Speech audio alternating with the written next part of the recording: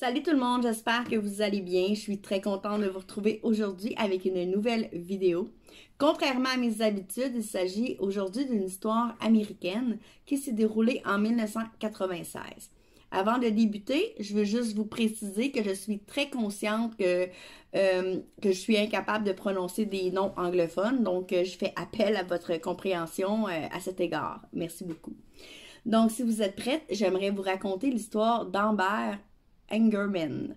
Ça se déroule plus précisément le 16 janvier 1996. Donna, une mère de famille, se rend dans sa ville natale, qui est Arlington au Texas, pour rendre visite à ses parents. Ses parents demeurent dans la maison dans laquelle elle a grandi toute sa vie et très régulièrement, là, elle se rend chez eux en compagnie de ses deux enfants, Amber qui a 9 ans et Ricky qui a 5 ans. Il arrive très tôt au début de l'après-midi, un petit peu après le dîner cette journée-là, et là évidemment la grand-mère est très contente de voir sa fille et ses petits-enfants, le grand-père aussi. Et très très rapidement, les deux jeunes vont demander à leur grand-père s'ils peuvent aller faire un tour de vélo dans le quartier. Il faut savoir premièrement que les grands-parents gardent depuis toujours des vélos adaptés à la taille de leurs petits-enfants parce qu'ils savent qu'ils adorent ça aller se promener là, dans les rues du quartier. Et faut aussi savoir que en janvier au Texas, ça n'a rien à voir avec le Québec, donc c'est possible pour des enfants de faire des tours de vélo. Donc le grand-père demande à sa fille Donna si elle accepte que ses enfants aillent faire du vélo et celle-ci va dire d'accord, mais seulement un tour du bloc. Donc, moi, quand j'étais petite, ma mère appelait ça le tour du carré. Donc, c'est vraiment le tour, là, un tour déterminé du quartier. Donna est vraiment pas inquiète à ce que ses enfants aient se promener en vélo parce qu'elle a grandi dans ce quartier-là. Elle a parcouru elle-même des centaines de fois là, les rues en vélo. Donc, elle ressent aucune insécurité là, à accepter que ses enfants aient se promener en vélo. Donc, Ricky et Amber partent et ils font le tour du carré jusqu'au bout de la rue, en fait, où il y a un énorme stationnement vague qui est annexé en fait à une ancienne épicerie Winn-Dixie et les enfants aiment vraiment ça se rendre dans ce stationnement-là, premièrement parce qu'ils ont vraiment de l'espace pour pouvoir se promener en vélo, mais aussi parce qu'il y a une espèce de rampe qui est très le fun pour des enfants là à descendre en vélo. Faut aussi savoir que cette épicerie-là se situe juste en bas de l'usine General Motors, donc c'est quand même un endroit qui est à la vue de beaucoup de gens. Donc là, les enfants se rendent là, ils font le tour et là, Ricky va dire à sa sœur, il va dire à Amber, moi, je retourne chez grand-papa et grand-maman parce que maman, elle a dit juste un tour du bloc, puis là, on l'a fait. Et là, Amber va dire à son frère, vas-y, moi, je vais aller te rejoindre, je veux descendre un autre coup sur la rampe. Donc, Ricky laisse sa sœur dans le stationnement du supermarché et retourne chez ses grands-parents. Quand le grand-père voit que Ricky revient seul, il va lui dire « Elle est où la poule mouillée? » Parce que c'est comme ça qu'elle a l'habitude d'appeler Amber. Et là, Ricky va lui dire « Elle s'en vient, elle voulait juste faire un autre tour. » Et là, immédiatement, Donna et ses parents vont dire à Ricky « Non, Ricky, rembarque sur ton vélo et va nous chercher Amber. Va dire à Amber qu'on veut qu'elle revienne immédiatement. » À ce moment-là, ils sont pas inquiets. Ils veulent juste que Ricky insiste auprès de sa sœur que non, il n'y en a pas d'autre tour, c'est on rentre immédiatement à la maison. Quelques minutes plus tard, Ricky revient de son tour de vélo et il va dire, son grand-père l'attend sur le bord de la rue et il va lui dire je ne trouve pas Amber. Donc, en une demi-seconde, le grand-père embarque dans sa camionnette et décide de faire le tour du carré lui-même pour trouver Amber. Et là, avant de se rendre à l'épicerie, juste avant l'épicerie, il va croiser un auto de police. Donc, il immobilise son véhicule, sa camionnette, et il va dire au policier « Excusez-moi, je cherche ma petite fille. Elle est partie faire un tour de vélo et je ne sais pas où. L'avez-vous vue? » Aussitôt, le policier va dire « Monsieur, je suis ici parce qu'un témoin a téléphoné à la police pour dire qu'il avait vu un homme prendre de force un enfant et la conduire de force dans sa camionnette. Et la fillette était à bord d'un vélo et on vient de retrouver le vélo un peu plus loin. Là, c'est mon collègue qui s'occupe du vélo. Et là, le grand-père va dire « Oh mon Dieu, c'est ma petite fille. » Donc là, immédiatement, ce qui va se passer là va être assez surprenant dans le sens que c'est la première fois aux États-Unis que tous les médias, ben les médias, on parle local, là, la radio, les journaux vont très rapidement diffuser et la télévision vont rapidement diffuser l'information comme de quoi qu'une petite fille de 9 ans manque à l'appel. Et le témoin va dire que c'est un homme blanc ou hispanique et qu'il conduisait une vieille camionnette noire. Donc, cette information-là va être relayée dans les journaux et dans les médias. On est que le 17 janvier 1996, 5 jours après la disparition d'Amber, qu'un piéton qui prend une marche avec son chien va faire la triste découverte du corps d'Amber. La fillette est complètement nue, son corps entoure un rocher et son visage est face première dans un ruisseau. Tout ce que porte Amber sur elle, c'est une chaussette blanche. Donc, à l'heure actuelle, le meurtrier d'Amber n'a jamais été identifié. Ce n'est que quelques années plus tard, dans le cadre d'une émission de radio qui parle de dispersion d'enfants, qu'une citoyenne va téléphoner et elle va proposer, elle va suggérer... En fait, elle va questionner à savoir pourquoi il n'existe pas un programme à l'échelle nationale qui fait qu'en cas de dispersion d'enfants, les informations seraient relayées partout dans tous les États de façon très, très rapide. Et c'est de là que plus tard, là, va naître le programme de l'alerte Amber. Ce qui est quand même assez exceptionnel parce que ce programme-là, aujourd'hui, est connu quand même dans tous les pays et adopté dans pratiquement tous les pays, dont le Canada. Le Canada a adopté l'alerte Amber en 2003. Le Québec a été la 4e province canadienne à adopter officiellement le programme de l'alerte Amber. Et c'est grâce à la Sûreté du Québec, en fait, on a adopté ce programme-là parce qu'il y a des policiers qui ont suivi ça, l'élaboration de ce programme-là, et qui ont fait la pression pour qu'on puisse l'appliquer nous aussi très rapidement, convaincus que ça pouvait changer le déroulement des enlèvements d'enfants. La première alerte Amber au Québec a eu lieu le 15 juillet 2003. En fait, elle a été émise pour une adolescente de 17 ans qui a été aperçue en train d'embarquer contre son gré dans un véhicule. La description là du véhicule a été transmise partout sur les ondes, partout à la télévision, à la radio, et ça leur a permis de retrouver très, très, très rapidement sur l'autoroute 20, près de Lachine, l'adolescente. Et on peut féliciter là, ce dénouement-là, sauf que malheureusement, quelques mois plus tôt, nos voisins en Ontario ont aussi émis leur première alerte Amber, qui malheureusement n'a pas donné le même résultat. Je ne sais pas s'il y en a qui connaissent l'histoire de Holly John. Holly John reste à Toronto. Elle a 10 ans. C'est une petite fille qui vient d'une famille de 4. Elle a une relation hyper particulière avec sa mère qu'elle adore. Holly, elle est très intelligente, elle sourit tout le temps, elle est enjouée, elle est dynamique. Elle est décrite comme étant une petite fille qui a énormément d'imagination. Elle adore la musique et Holly est persuadée qu'elle va être une chanteuse célèbre dans la vie. Et c'est très tôt le soir du 12 mai, là, il est environ 6 heures, là, elle va demander à sa mère la permission d'aller reconduire son amie chez elle, qui reste vraiment pas loin. Et sa mère, elle va dire oui, mais tarde pas. Encore cette fois-ci, la mère est vraiment pas inquiète que Holly sorte parce que premièrement, il demeure dans ce quartier-là depuis des années. Holly emprunte ce chemin-là pour aller à l'école à tous les jours. Donc, on va simplement lui dire oui, mais tu sais, tente pas. Holly ne reviendra jamais. Donc, très inquiet, les parents vont immédiatement alerter la police. Il va y avoir une alerte d'émis. Et ce n'est que plusieurs heures plus tard qu'il y a 2 sacs qui vont échouer au bord du lac Ontario. À l'intérieur des 2 sacs, les policiers vont faire la macabre découverte d'un corps sectionné en 2, soit une partie dans chacun des sacs. Très rapidement, il y a des témoins qui vont se manifester et qui vont déclarer chacun leur tour avoir vu 2 hommes complètement différents à des moments différents ce soir-là, se promener autour du lac Ontario avec des sacs, dont un avec un sac de couchage. Donc, il va y avoir une description proposée à la population, là, un appel à tous pour retrouver ces 2 hommes-là. Un des hommes qui va se sentir visé, qui va se reconnaître dans la description du suspect recherché, va immédiatement se rendre à la police.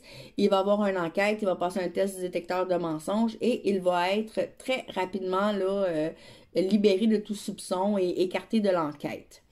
Et là, on va chercher le 2e homme, il va être recherché pendant 40 jours, va durer l'enquête. En fait, il va avoir même toutes des stratégies différentes là, adoptées dans cette enquête-là, soit que les policiers vont faire sortir la liste de tous les délinquants sexuels des alentours, ils vont aller les rencontrer un par un, il va leur demander des échantillons d'ADN, il y en a quelques-uns qui vont refuser, dont un certain Michael Brière. Le 23 juin 2003, la photo de Michael Brière va être présentée à la télévision et les policiers vont demander des informations concernant cet homme-là et ils vont le lier directement là à la disparition d'Holly Jones. Donc, c'était probablement une tactique des policiers pour mettre la lumière sur Michael Brière et qu'il puisse se sentir dans l'eau chaude. On sait que quand le suspect pense qu'il est dans la mire des policiers, il a plus de chances là, de commettre des erreurs. 5 jours plus tard, la police va procéder à l'arrestation de Michael Brière et ils vont aussi, avec un mandat de perquisition, fouiller sa demeure. Michael Brière est âgé de 35 ans. Il vit à Toronto depuis quelques années. L'homme est originaire de Montréal. Ce qui est assez intéressant, c'est qu'il faut savoir, c'est que Michael Brière vient, à sa naissance, son père a refusé là, de le voir et de s'en occuper. Donc, il a été élevé par sa mère toute sa vie. Et sa mère était très, très pauvre. Toute son enfance, Michael a passé d'une maison à une autre là, parce qu'il devait déménager tout le temps. Très rapidement, la mère de Michael aussi a démontré des troubles mentaux. Donc, Michael est comme devenu responsable de sa mère très tôt. Elle est décédée en 2001. Michael a décidé, là, un peu avant la mort de sa mère, il a décidé de déménager à Toronto. Et avant de déménager, ce qui est vraiment très particulier, c'est qu'avant de déménager à Toronto, il a décidé de procéder à quelques chirurgies esthétiques au visage, donc il a modifié légèrement son apparence dans la mesure du possible. Et il a aussi fait un changement non légal. Dans le fond, Michael s'appelait Michel Brière. Et là, il a fait remplacer le Michel par le Michael. Et il a aussi fait enlever l'accent grave dans Brière. Donc, il s'est fait changer son nom pour Brière sans accent. Donc, probablement pour passer pour un anglophone. Michael Brière va expliquer aux policiers qu'il n'avait jamais prévu d'enlever Holly Jones. En fait, il est sorti de chez eux et il a vu Holly passer devant chez lui. Il a décidé de mettre sa main sur sa bouche et de la traîner par en arrière jusqu'à son appartement. Dans le fond, elle la voyait pas, là. Il l'a pris par en arrière puis il l'a traîné. Rendu dans son appartement, il l'a lancé sur le lit, il l'a déshabillé. Les policiers vont demander ce que Holly va avoir dit ou va avoir fait. Il va dire absolument rien. Elle avait trop peur pour parler, crier ou faire quoi que ce soit. Il va dire aux policiers qu'il a essayé de la violer, mais que ça n'a pas fonctionné. Par contre, le coroner va écrire dans son rapport, et je vais vous le lire, il a écrit « Il a fini par lui meurtrir le vagin et déchirer sa muqueuse anale. » Donc, il a réussi là, à la violer. De ça, il a paniqué et il l'a étranglé. Et ne sachant pas quoi faire du corps, son premier réflexe a été de le mettre dans un congélateur, les gros congélateurs carrés. Elle y est restée quelques heures, le temps qu'il y ait un plan pour être capable de se débarrasser du corps. C'est là qu'il a décidé de prendre 2 sacs et de démembrer Holly et la mettre dans les 2 sacs et d'aller lancer le corps dans le lac Ontario en espérant que les sacs allaient couler, qu'elle ne serait jamais retrouvée. Par chance, ça n'a pas fonctionné et ils ont été capables de la retrouver très rapidement puisque les sacs se sont échoués quelques heures plus tard au bord du lac Ontario. Michael Brière va plaider coupable, il va refuser d'avoir un procès, il va juste demander sa condamnation parce que il va dire que il veut pas que les parents entendent les détails macabres pendant le procès et que c'est pour protéger les parents en fait qui n'ont pas besoin d'entendre tout ça puis qui en ont déjà suffisamment vécu qu'il va plaider coupable. Donc, évidemment, si on parle en 2003, là, il a été incarcéré à une peine de prison de 25 ans, non, de prison à vie, mais qu'il est éligible à une liberté conditionnelle dans 25 ans. Donc, dans pas si longtemps que ça, hein, vu que c'était en 2003.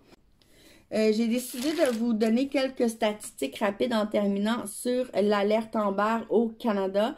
Ce qui est quand même assez intéressant, c'est que c'est pas toutes les provinces canadiennes qui ont eu des alertes Amber. Il faut savoir que les données disponibles datent de 2016. Donc, ça ne tient pas en compte les dispersions des dernières années. En Alberta, la province canadienne qui a émis le plus d'alertes Amber, en fait, c'est l'Ontario avec 37. Suivi de l'Alberta avec 22 alertes Amber depuis la création de l'alerte Amber au Canada. Suivi du Québec avec 11 alertes Amber, mais du moins en date de 2016, on s'entend, parce qu'il y a eu depuis...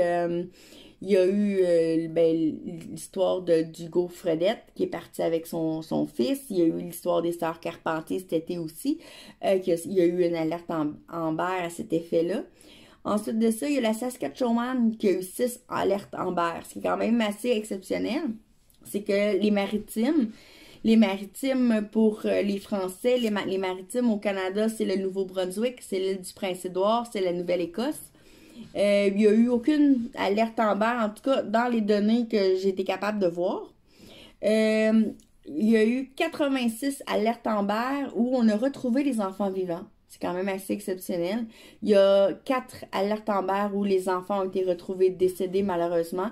Encore là, ça n'inclut pas là, les sœurs Carpentier qui ont été tristement retrouvées décédées. Et c'est moitié-moitié filles-garçons. Il y a autant d'alertes Amber qui ont été émises pour des filles que pour des garçons. Ensuite de ça, 54 alertes Amber ont été faites par des enlèvements parentaux. Dans la plupart des cas, c'est des parents. C'est un parent qui enlève l'enfant. Et il y en a 22 alertes Amber qui ont été causées par des inconnus. Le reste des statistiques, c'est des alertes Amber qui ont été émises et que très rapidement, ils ont été comme annulées en se rendant compte que ça répondait pas à des critères parce qu'on sait qu'une alerte Amber, il faut qu'il y ait certains critères. Donc, il faut avoir la description du suspect, il faut savoir c'est qui. Hein? Il faut avoir une description du véhicule. Donc, c'est ça, voilà. C'était l'histoire là Je trouvais ça important qu'on sache d'où ce que ça vient, ce programme-là, de l'alerte Amber, tu sais. Tout ça est né d'un drame, en fait, comme souvent, là, c'est de transformer un drame en quelque chose essayer d'en faire quelque chose de positif, c'est aussi une façon de se guérir de ça. Les parents d'Amber Angerman la mère et les grands-parents, ils sont encore très actifs dans les médias. Pour eux, c'est très important qu'on n'oublie pas Amber. Et même chaque année, il y a la marche de l'espoir là, qui est pour se rappeler la disparition d'Amber. Il y a une belle murale aussi qui a été faite pour elle. Et je voulais juste vous quitter avec la grand-mère qui a dit quelque chose qui m'a vraiment touchée. Elle a dit: il a fallu que 8 minutes pour bouleverser le reste de notre vie.